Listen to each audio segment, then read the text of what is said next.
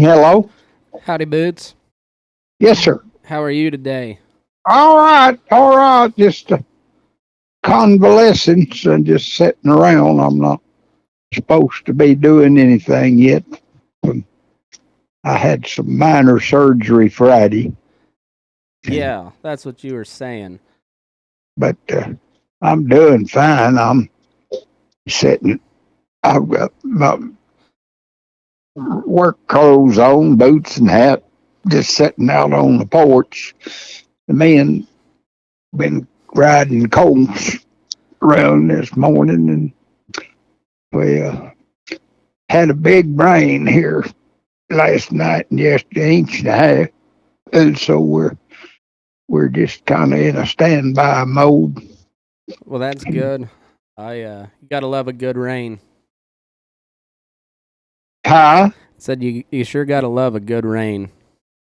Yeah, yeah. We have really been blessed here lately with it. It's really we don't normally get this kind of rains around the 4th of July in this country, but it'll put us way up through summer now.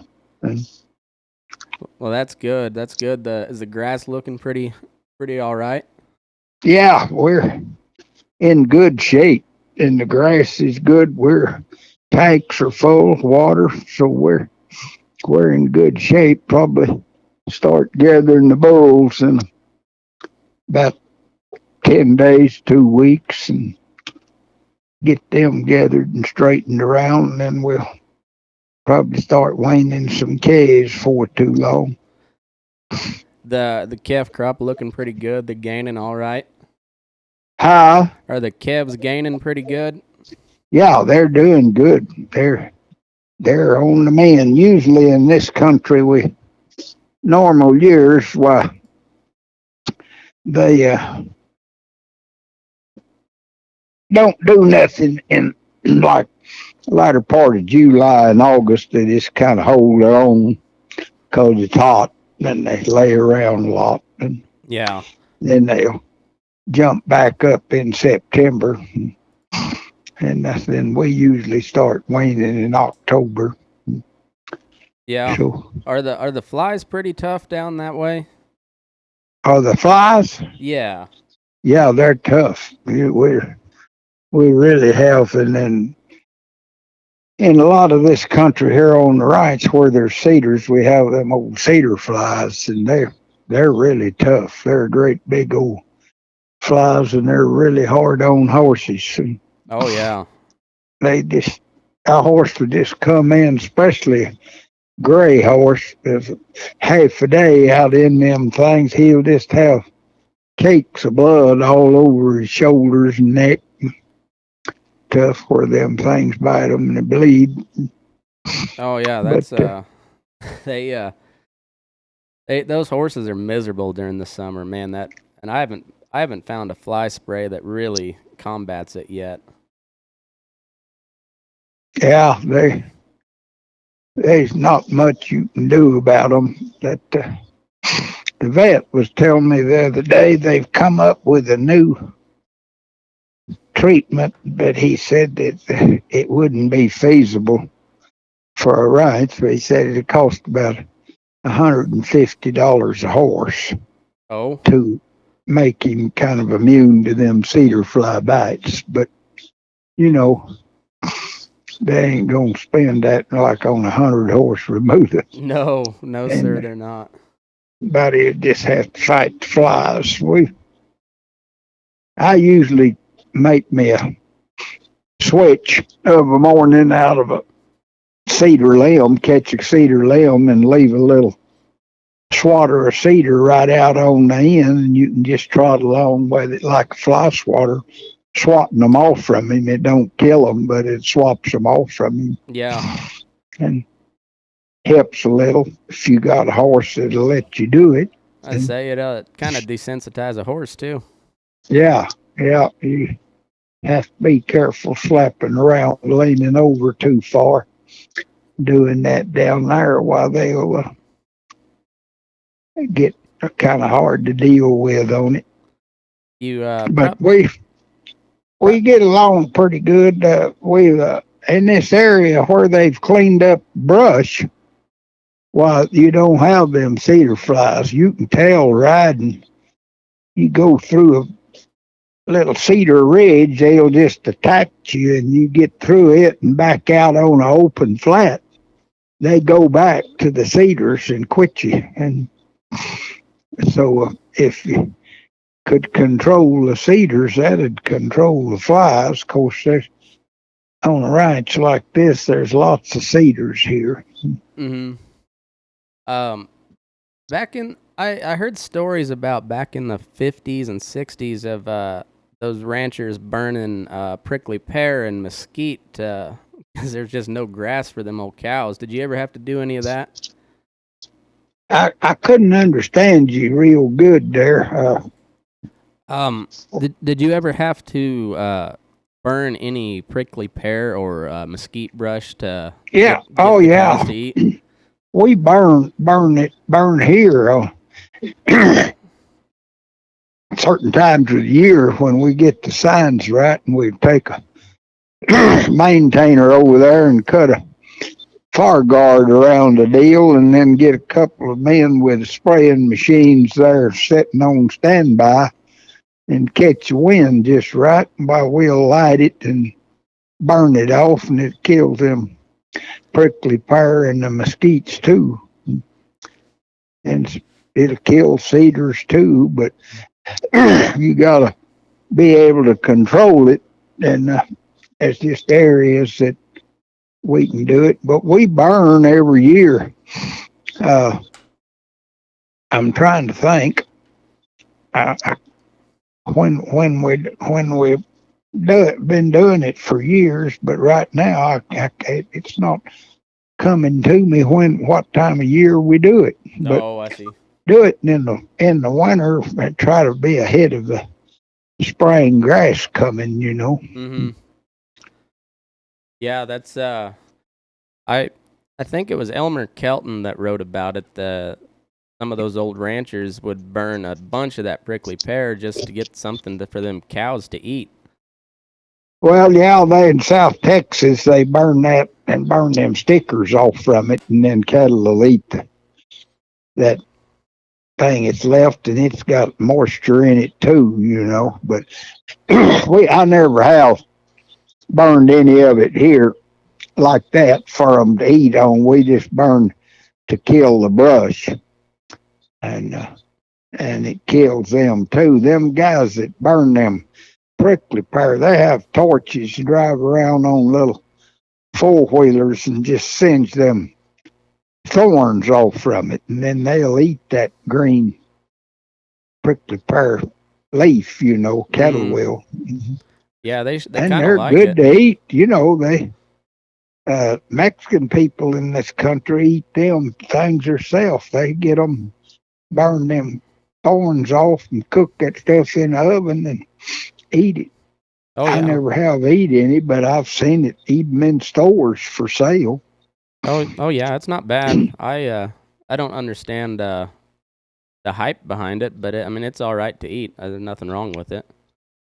Now it's got quite a bit of moisture content to it, So uh, we're having a little trouble with prickly pear, and they're talking about maybe spraying some here. Excuse me, they wanted to spray some mesquites, but it's getting too late and it's raining, and we can't do it. And it's raining, it washes you. They spray it with airplanes, and Mm-hmm. they'll spray large areas here every year, but we had them spraying. I heard the boss say the other day if it kept raining and got much later, well, he wasn't going to spray any this year. So uh, it'll have to wait till next year and get it right. And then you've got to get the. I was at a meeting one time in Throckmorton, Texas, where they had some brush experts from Texas Tech University there putting a program on. Mm-hmm. and they were talking about how to burn and control it and all that. And they said this speaker got up there and said, "We don't want to be like the old rancher over here." And he didn't call his name. He said, "We told him we had set up to burn his on. We'd like to do it on a certain day when the wind was below so many miles an hour and the humidity was low, and we'd spray." And then he stood there a minute and said, "He burned on Tuesday." It didn't make him any difference what when he got ready to burn, he burned. But they was talking about this college thing of all the preparation they make to do it right, and then he just said he burned on Tuesday, and that's about right. A lot of them old fellers, they do it when they get ready. Yeah, I've seen a couple of those guys burning ditches and stuff, and the wind's howling, and you think, man, that's not a real good idea, but that's the day they had planned out to burn, so that's what they did. Yeah, I've seen some of them in this country get away, and we'd burn for 2 or 3 days Mm-hmm. before we could control them. But uh, just a little freak deal on the wind and blow that thing around or turn around on you when you burning. And but we usually get this outfit's pretty careful when we're burning. While they have the maintainer there and have a spraying machine, and we got a fire truck Yeah. and try to do it when the wind's certain direction and certain speed. And but it's still we've had one or two to get away here, jump a fire guard or something, and we'd have to make a little fight out of it. But it really works to control brush and stuff on the ground. That's the way the Indians controlled this thing before we got here. They'd burn off 100, 200 sections at a time, and it'd grow back good, fresh, clean grass for their horses, and the buffalo would come in. Mm-hmm. But now there's so many structures and fences and stuff that you can't just set the whole country on fire. No, And that'd be a pretty bad deal nowadays.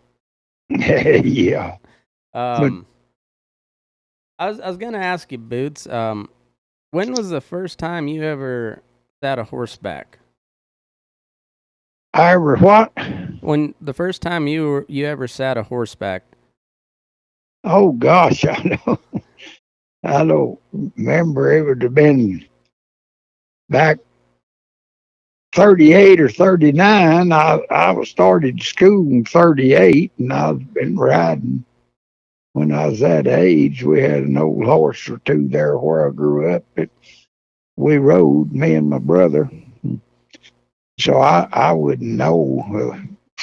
Then when we were 13, 14, 15, we broke a lot of 2-year-old colts for them little ranches. And uh, as we got older, well, we jumped up then. And 48 is the first time I remember us. We broke a bunch of 3-year-old broncs for the RO ranch. Okay. And it was 20 head. I got $20 a head. They gave us $400 when we got through, and that's the first time we had ever had more than $4 or $5 at one time. But then we broke the following years. There, we brother Hayes didn't break their horses till they was 4, Mm-hmm. and they'd never been handled. They'd just been cut and branded, and they just run out. And we broke them. I think it is in 51, the winter of 51, the winter of 52, and the winter of 53, maybe. We broke around 50 head of them 4-year olds for the JAs, and we just got $15 a head and rode them 5 saddles, 2 in the corral and 3 outside, and take them to the wagon or to the cowboys. And uh, they done it that way for years and years. I don't know. Looking back now, I don't know how they got along with them out there, just roping them out of rope corral and Mm. stuff. But we roped them there in the bronc pen horseback and jerked them down and then jerk them around and drag them out so that and then we had to have them broke to hobble in them Mm. 5 saddles. We'd hobble them every time we handled them, and them boys could rope one in the ropes or something. They could drag him out all right, and then they could hobble him and saddle him. And Mm. then the older fellers didn't take a bronc of that kind. Then they'd get one of the younger guys, and this you'd have a hard time getting one done now, but they'd give one of them young boys. I've rode several for give me $10 to ride him another month or something. Mm. And of course, we just get $90 a month. The cowboys were, so $10 was a pretty good raise. Yeah. Yeah, I'd say so. Um, But what kind of saddle did you start out riding? huh? What was your saddle when you first started out? Oh, we just had old rough out saddles. There's an old man there in Clarendon. It made saddles for years. He quit making saddles in '48, but we growed up riding. His name was B.F. Kirtley. We growed up, me and my brother, riding some old wore out car. We didn't have good stuff like these kids now. Every kid here's got a new saddle, chaps, and everything, but we just had. I remember one time I was riding a lot of colts when I was 13, 14, 15 years old. I had an old oxbow stirrup on one side and square bottom on the other. But that's all I had. Oh yeah. And I didn't know no different. I don't remember it being a problem for me. It would now, Yeah. I but I was kind of the same way. My dad just gave me an old saddle to ride those colts in, and oh shoot, I didn't ever buy my own saddle till I was in college, I think, and ooh, I rode on some junk too. Thinking back on it. yeah, I first saddle I had made. Well, I'd have been 18 in 1950. I had a saddle maker there at Clarendon to make me a rough out saddle. It was $165. Well, a lot of people had them then, and I had that in that one. I can't imagine it now, but a nickel horns. Oh yeah. I grew up, my dad always had a nickel horn, and he'd cut a bull calf and take that bull bag and put it over the cap of that horn and let it dry and curl on there, and then the sun wouldn't reflect off that horn of the evening and bother you. The sun will reflect off one of them things and kind of bother you. Oh yeah. But I can't imagine having a nickel horn saddle. Now we do everything we can to them to get them where you can dally on some of them. We don't dally here. Traditionally, we rope and tie on and drag calves tied on and Mm-hmm. everything. But you do quite a bit of dallying, and most of the boys here's got a mule hide or rubber one on the horn. Mm-hmm. But I had that saddle for a good while, and then I don't know. I guess I sold it when I went in the army in '53, and I've got my old bed tarp. It's got here that it got a hole ripped in it. I guess we just loading it on the wagon, hung on something, and cut a big hole. I've got to take it apart, and there's a boy here got a sewing machine. He's going to try to patch that tarp. I didn't want it. nearly 90, I don't want to buy a tarp, and Yeah. I don't use one that much now, but I do 3 or 4 times a year. I'll have to have a bed, and I was going to try to fix it up because it.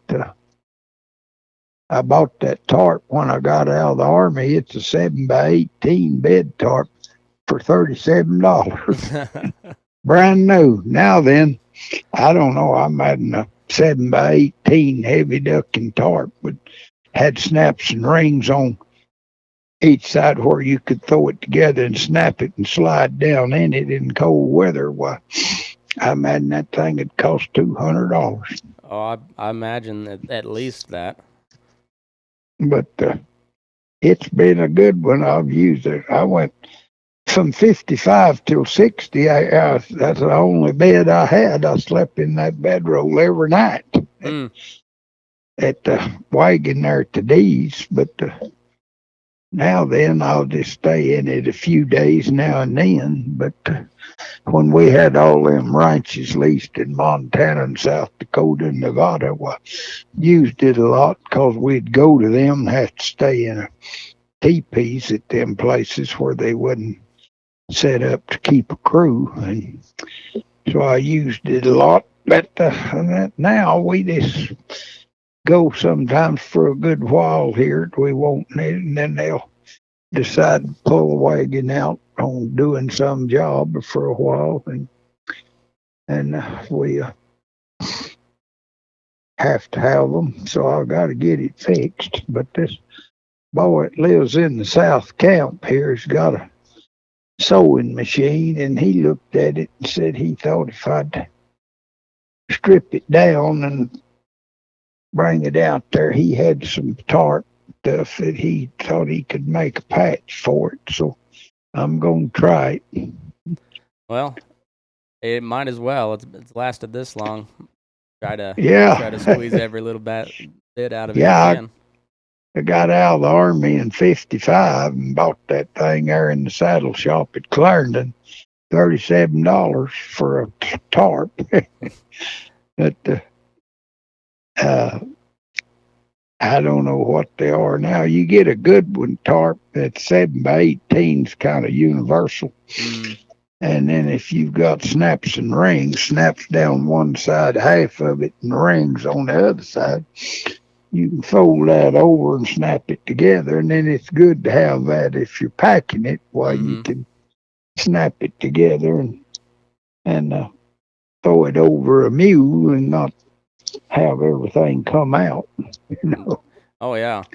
Um, how did you guys keep cool when? Because I know your part of Texas gets mighty hot. How'd you fellas try to keep cool before air conditioning and all the conveniences of modern life? Oh well, of course we didn't have air conditioning or nothing for years when we started getting air conditioning in these houses and stuff. It really got pretty common in the late '70s and '80s, '90s, long there. But up until then, most of these old ranch houses, you just raised the windows and hoped that we got to where you sometimes have a fan that'd blow through there and help you a little. But uh, and used to sleeping outside. When I was a boy there in that Palo Canyon, where it's hot and mosquitoes is about to eat you, we'd pour water on top of your tarp and then get right under your tarp on top of your bed and uh, sleep with the tarp, cover your head up, and just leave a air hole. And that damp on the top of the tarp would keep you pretty cool and keep the mosquitoes off from you. Well, that oughta it seems like it worked pretty decent. Do you have any a bug spray or anything back then? No, no, no, no. I wouldn't even know what that was then. Yeah. But Do you Do you wear a scarf all the time? Like I know out west here, everybody has a wild rag on pretty well year round. Kind of the same way down there. Yeah, in the summer you can't wear one here; it's too hot. But Mm-hmm. I wear one all the time if it's cool enough, and if you can stand it. Of course, it gets too hot here. But Yeah.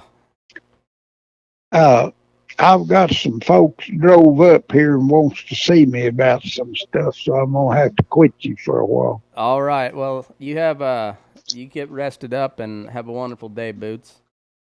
Okay, I didn't understand you there, but these guys are talking to me, Okay. Well, but we'll catch you later. all right. You take care. All right. Bye bye. Bye.